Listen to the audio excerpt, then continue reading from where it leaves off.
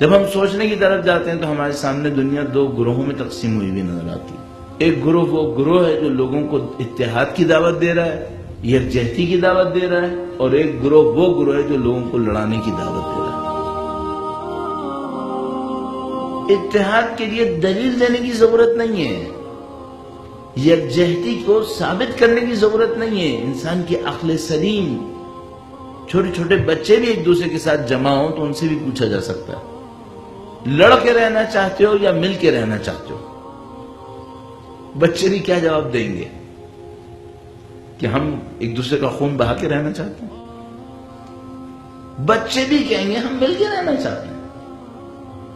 کھیلنے سے لے کر انسان کے اعلیٰ ترین اہداف کے حصول تک انسان کی فطری خواہش ہے ہم مل کے رہنا چاہتے ہیں۔ لڑ کے رہنا غلط ہے۔ اتحاد پہ کسی دلیل کی ضرورت نہیں ہے۔ قرآن کریم نے آیات ارشاد فرمائی ہیں، اللہ کے رسول نے بیانات ارشاد فرمائے ہیں، اہل بیت اطہار علیہ السلام نے روایات ارشاد فرمائی ہیں، یہ سب کے سب اسی عقلی دلیل کی تائید میں کہ ہاں بھی مل کے رہنا چاہیے۔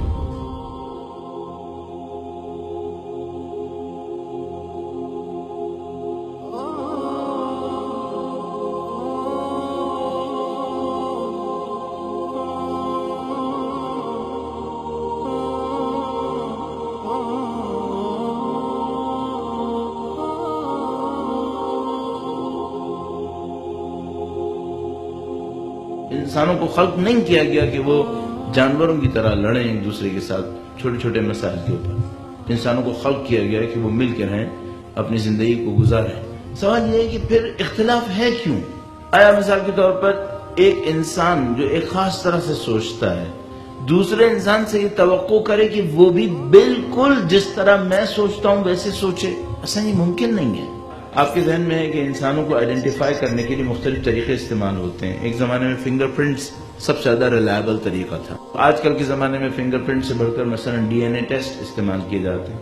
ڈی این اے کر کے انسانوں کو آئیڈینٹیفائی کیا جاتا ہے، اور یہ بات طے شدہ ہے کہ جتنے انسان ہیں اتنے ہی ریزلٹس مختلف ہیں۔ آپ یقین فرمائیے اگر یہ طاقت ہمارے پاس ہو کہ ہم انسانوں کے ذہنوں کو اسکین کر سکیں اس کی مائنر ڈیٹیلز کے ساتھ، جس طرح اس وقت ہم ڈی این ایز اور فنگر پرنٹس کو کر رہے ہیں، تو میں گارنٹی سے کہہ رہا ہوں کہ دو انسان نہیں ملیں گے جن کے دماغ ایک جیسے ہوں گے۔ ہر انسان کا دماغ کسی اور طرح ہے، اس کے اپنے تجربے ہوتے ہیں، اس کے اپنے رابطے ہوتے ہیں، اس کے اپنے سابقہ اس کی فکریں ہوتی ہیں، وہ سب چیزیں مل کر انسانوں کی فکر کو بناتی ہیں۔ تو قطعاً میں اور آپ یہ ڈیمانڈ نہیں کر سکتے دو انسانوں سے کہ وہ ایک طرح مل کر سوچیں گے، لیکن ہم ان سے جو ڈیمانڈ کر سکتے ہیں وہ یہ کہ فکروں کے مختلف ہونے کے باوجود ایک دوسرے کے ساتھ مل کے رہنا سیکھیں۔ یہ ہم ڈیمانڈ کر سکتے ہیں۔ سوال یہ ہے کہ ہم مل کر رہیں یہ ہمیں کس مرحلے میں سکھانا ہوگا۔ ہم لوگوں کے ساتھ ایک المیہ ہے، اور وہ المیہ یہ ہے کہ ہم اپنی زندگی کے اہم ترین معاملات کو اتفاق سے حاصل کرنا چاہتے ہیں، نظام کے ذریعے حاصل نہیں کر پا رہے۔ مثال کے طور پر میرے جیسے آدمی کے لیے بالکل واضح ہے کہ انسانوں کی صلاحیتوں میں اہم ترین ایک صلاحیت کمیونیکیٹ کرنا ہے، ارتباط برقرار کرنا۔ انسان کیسے اپنی بات دوسروں سے کہے؟ اب میں آپ سے پوچھوں گا کیا پرائمری اسکول میں ہم اس کو باقاعدہ سکھاتے ہیں؟ نہیں۔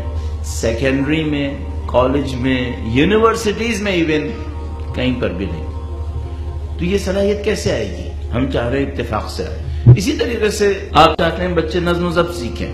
آپ خود تصور کریں ہمارا جو ایجوکیشنل سسٹم ہے اس کے اندر کیا باضابطہ طور پر ہر منظم ہونا سکھا پا رہے ہیں؟ کسی بھی لیول کے اوپر نہیں۔ تو کہاں سے سیکھے گا یہ؟ ہم چاہتے ہیں اتفاق سے سیکھیں۔ نظام نہیں سکھائے گا، لوگ اتفاق سے سیکھیں۔ اسی طریقے سے مل جل کے رہنا بہت بڑی خاصیت ہے۔ اگر لوگ مل جل کے نہیں رہیں گے تو اس کا مطلب ہے لڑ بھڑ کے رہیں گے۔ جب لڑ بھڑ کے رہیں گے تو دنیا کے سارے وسائل بیکار ہو جائیں گے، یہ زندگی نہیں گزار پائیں گے۔ یہ ہم کہاں سکھائیں گے؟ میرا اپنے ایک خیال ہے سب سے پہلے جس جگہ پہ ہمیں یہ سکھا دینا چاہیے وہ ہمارے اپنے گھر ہیں۔ یہ جو معاشرے کے اندر بیہیویئر ہوتا ہے جس میں ایک اتحاد ہے اور اس کے مقابلے میں اختلاف، یہ بیہیویئر آسمان سے نہیں اترتے ہیں، یہ معاشرے سیکھتے ہیں۔ یہی ایک قرآن کریم ہے جس کو پڑھ کر ایک قوم متحد رہتی ہے اور ایک قوم ایک دوسرے کے خلاف گردنیں کاٹتی ہے، اسی قرآن کریم کی آیتوں سے۔ انہیں اللہ کے رسول کی روایات کو پڑھ کر ایک قوم دوسری قوم کو گلے لگاتی ہے، ایک قوم دوسرے کی گردنوں کو کاٹتی ہے۔ کیوں ایسا ہے؟ اس کی وجہ یہ نہیں ہے نعوذ باللہ تعالیٰ کے قرآن کریم نے کہا کہ گلے کاٹو، یا روایات شریفہ فرما رہی ہیں کہ گلے کاٹو۔ نہیں، مشکل ہمارے پرسپشن کی ہے۔ ہم نے سیکھا کہاں سے ہے؟ ہم نے خود دین کے علاوہ زندگی میں کیا سیکھا ہے؟ اب تصور فرمائیے، اگر ایک بچہ ایک ایسے گھر میں زندگی گزار رہا ہے جہاں پر اس کے باپ نے بھی اپنے بھائیوں کو قبول نہیں کیا ہے، تو ہم اس بچے سے توقع کریں کہ یہ معاشرے میں نکلے گا اور اپنے علاوہ دوسرے فرقوں کو قبول کر لے گا؟ اس کے باپ نے اپنے بھائی کو قبول نہیں کیا ہے۔ یہ جو تشدد پسند طبیعت ہوتی ہے معاشروں کے اندر، آپ نے دیکھا ہمارے پاس وائلنس کتنا ہے اس وقت، موب وائلنس آپ نے دیکھ ہی لیا ہے، ایک واقعہ نہیں ہوا ہے، کئی واقعے ہو چکے ہیں۔ تشدد پسند طبیعت کہاں سے آتی ہے؟ تشدد پسند طبیعت سکھانے کے لیے، وائلنٹ بیہیویئر سکھانے کے لیے اتنا ہی کافی ہے کہ ماں باپ بات بعد میں کریں، پہلے ایک تھپڑ لگا دیں۔ آپ گھروں سے شروع کر رہے ہیں۔ تو اب اگر میں آپ کی خدمت میں عرض کروں، ہمارے معاشرے کی جو اتحاد کی راہ میں رکاوٹ ہے وہ یہ نہیں ہے کہ ہم نے قرآن نہیں پڑھا ہوا، ہاں کم پڑھا ہے، اور پڑھ لیتے بہتر تھا، لیکن کچھ صورتیں ایسی ہوں گی جس میں پڑھتے بھی جائیں گے پھر بھی اتحاد نہیں ہوگا۔ ہمارے معاشرے میں اتحاد کی راہ میں رکاوٹ یہ نہیں کہ ہم نے حدیث کو نہیں پڑھا، قبول کر رہا ہوں، لیکن حالات کچھ ایسے ہیں کہ جتنا زیادہ پڑھتے جا رہے ہیں اور زیادہ مختلف ہوتے چلے جا رہے ہیں۔ یعنی ہمارے ایک دوست مذاق میں کہتے تھے کہ اب تو ہم قرآن بھی اس لیے پڑھتے ہیں کہ اس کی آیتوں سے دوسروں کو کافر ثابت کریں گے، ہدایت نہیں لینی ہے، دوسرے کا کفر ثابت کرنا۔ تو عزیزان محترم، ہمیں کچھ تو سوچنا پڑے گا کہ بھائی یہی قرآن ہے، یہی حدیث ہے، یہی سیرت نبوی ہے، سیرت امام ہے جو دوسرے کو انسان بنا رہی ہے۔ معاشروں میں وہ کون سا گراؤنڈ ہے جس کے اوپر بارش کا پانی بھی برس رہا ہے تو کانٹے بو رہا ہے؟ کوئی گراؤنڈ تو ہوگا۔ یہ گراؤنڈ بنایا گیا ہے۔ وہ گراؤنڈ کیسے بنایا گیا ہے؟ کچھ ہم نے گھروں میں بنایا، کچھ ہمارے تعلیمی نظام نے کام نہ کر کے بنا دیا۔ اگر آپ نے واقعا معاشرے کے اندر اتحاد لانا ہے، اتحاد اس سے شروع نہیں ہوگا کہ آپ اور میں صرف نعرہ لگانا بہت ضروری ہے، صرف نعرہ لگائیں شیعہ سنی بھائی بھائی، فلاں کی شامت آئی اور فلاں کی شامت آئی، اس سے اتحاد نہیں آئے گا۔ ہاں نعرہ لگانا اچھا ہے، اتحاد کب آئے گا؟ ذرا اپنے گھروں کو جا کے دیکھیے، بچوں کو ہم اتحاد کی مینٹالٹی دے رہے ہیں یا اختلاف کی دے رہے ہیں؟ یہاں سے شروع کریں۔ جب تک گھروں میں بچوں پر اور حتیٰ بعض جگہ تو خواتین پر تشدد ہو رہا ہے تو معاشرے میں تشدد کہاں سے ختم ہوگا؟ یہی بچے تو ہیں جو تشدد دیکھ دیکھ کے پل کے بڑے ہو رہے ہیں، تو یہ تشدد دوسروں پہ کیوں نہیں کریں گے؟ پھر بہت معذرت چاہ رہا ہوں، آپ کہیں گے بہت بچکانہ بات ہو جائے گی، لیکن میں عرض کر دوں، بچپن سے آپ اور میں سن رہے ہوں گے فلاں کہے گا اب میں اس کی شکل بھی نہیں دیکھنا چاہتا۔ تو بھائی جب بڑے ایک دوسرے کے ساتھ بھائی ہونے کے باوجود شکل نہیں دیکھنا چاہ رہے اور ماں اپنی بہن کی شکل نہیں دیکھنا چاہ رہی، تو یہ بچہ تو فوراً باہر نکل کے اسی سے یہی کہے گا بھائی میں تیری شکل کیوں دیکھوں؟ میں نے تو یہی سیکھا ہے کہ جس سے بات نہ بنے اس کی شکل دیکھنا چھوڑ دو۔ اچھا، اب جس کی شکل دیکھنا چھوڑ نہیں سکتا، میرے برابر میں رہتا ہے، تو اس کی شکل غائب کروا دو۔ پھر یہی ایک راستہ رہ گیا ہے۔ آپ غلط سکھائیں گے، بس گھروں کے اندر تحمل سکھائیں۔ آپ معاشرے کو جھوٹا دیکھ رہے ہیں نا کہ یہ جھوٹ بول رہے ہیں، اس کا مطلب ہے گھروں کے اندر جھوٹ رائج ہے۔ عزیزان محترم، ان باتوں کو اس انداز میں دیکھیے تو یہاں پہ ایک گراؤنڈ بنا ہوا ہے، اس گراؤنڈ کے اوپر دشمنوں نے محنت کی ہے، پہلے اس گراؤنڈ کو آپ ختم کریں۔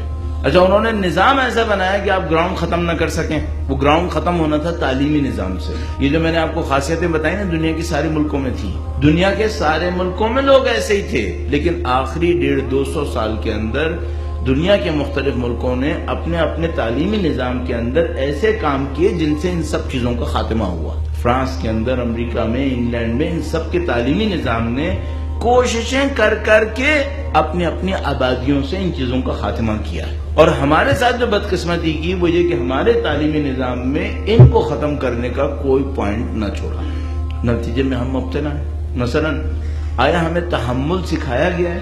مخالفت کو قبول کرنا سکھایا گیا ہے کیا؟ مقابلہ، مثبت مقابلہ سکھایا گیا ہے کیا؟ ان سب چیزوں کو دیکھیے گا۔ آپ کو واقعا لڑنا ہے تفرقہ بازی سے، آپ کو لڑنا ہے اختلاف سے، آپ کو لڑنا ہے اس تکفیریت سے، 2-3 کام کر لیجئے۔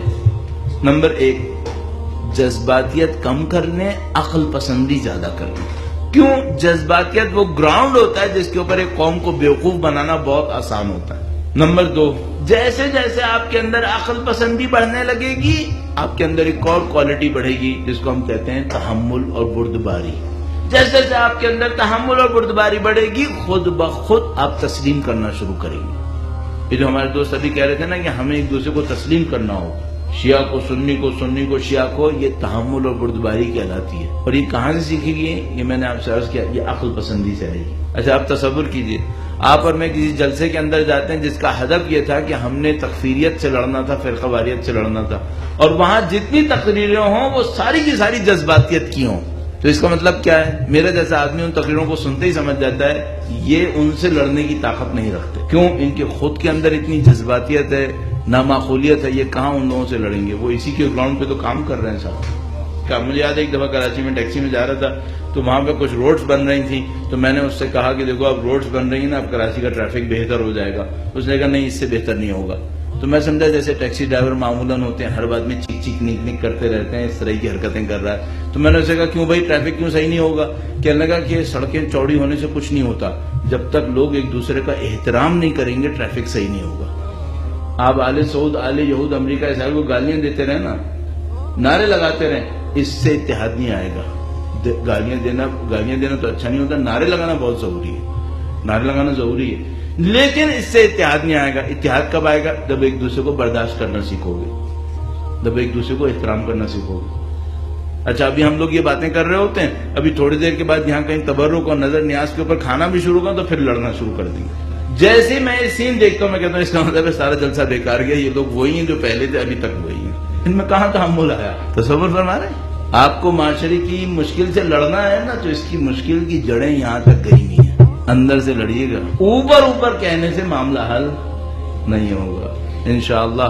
اگر کہتے رہیں گے، ایک دوسرے کا خیال رکھتے رہیں گے، مشکل حل ہو جائے گی انشاءاللہ۔ اسلام وہ مذہب ہے کہ جو ہر جبر و تشدد روکتا ہے، آپس میں تفرقے بازی سے ہر مسلک کو یہ روکتا ہے۔ ہم نے یہ اخوت کا سب کو پیغام سنانا ہے،